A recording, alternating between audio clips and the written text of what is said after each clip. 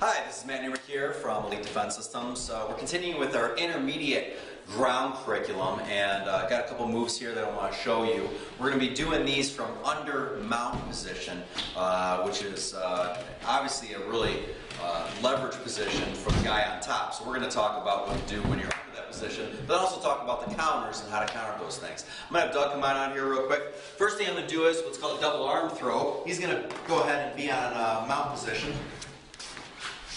Now for mount position, I wouldn't say that we should do this on purpose, but if I go through and I put my hands through just like this, or let's say my hands are already tucked here, this is a great time to do this. All I'm going to do is I'm going to go ahead and I'm going to use the power of my arms, toss this person over me, but also roll at the exact same time, so it looks like this.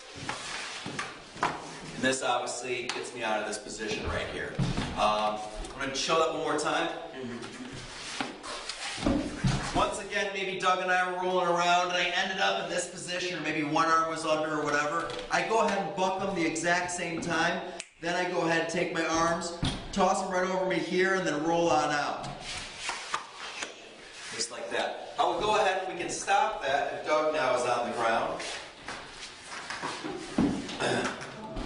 Once he goes ahead and he puts both arms under, once again, maybe they just went to this way or something like this. I'm going to go ahead and I'm going to grab his wrist from the other side. And I'm going to end up in what's called a naked triangle. It's a triangle without having an arm through it to choke the person out. You're just going to do it with the legs, and that's what we call a naked triangle. So once again, from this position right here, I'm going to go ahead and grab the person's wrists, and I'm going to go ahead and I'm going to force a roll for myself, going right over to my shoulder. As I go right here, he gets up onto his knees. From this position, I go right here, and I can go ahead and crank right here. Now, if his head's down, you're going to get pain compliance. If his chin is up just like this, and I get to this position, this is going to lead to a crank or a choke right here. Okay? So once again, you do a normal triangle, but now you don't have the arm going right through. That's how we go ahead and we do this move. Next one we're going to work here real quick, if I can once again be under mount.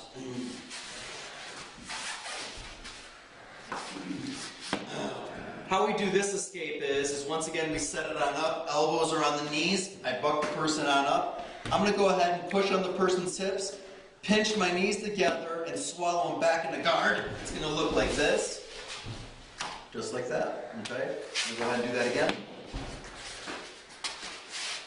The timing of this move is kind of what makes it work. So as I go here, I want to go ahead and as I bump up, I press up. Shortly after I press up, my knees pinch together, go right through, under, and swallow them back up into guard just here like this. I counter that by doing an ankle lock. So once again, if Doug is on the ground just like this, I get on his mount position. He's going to go ahead and bump me forward, press me up, knees go right through. As they go down here like this, I fall back into my ankle lock position right here. Once again, for counters, timing is everything. You want to go ahead and you want to fall back before the person closes guard on you. Once again, this is what it looks like. He bumps forward, up, fall back. There's the lock right there. All right. Last one we're going to do is what's called a knee escape. Really basic movement from jiu-jitsu. And this is what we do. I go ahead and I shrimp up a little bit, take both hands, push on one knee, get one knee through, do the exact same thing on the other one. Sometimes I only need one hand to do that, swallow them back up into guard. It seems easy. Let's try it again. I go ahead, get a little distance, go all the way over to a side. In this case, it's obviously my left side.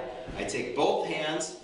The first one needs both hands. You press right on the knee.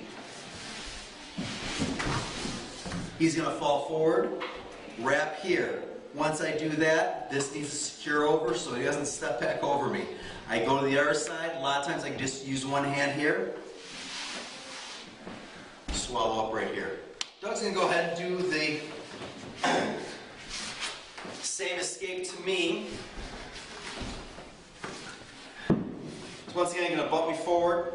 You're going to go to a side. Anytime a person pushes on your knee, guess what it means? Kimura. We go right through here. I can either dismount and go right to here. I can stay on mount and lock right here. Or I can go all the way over to what's called the key lock position.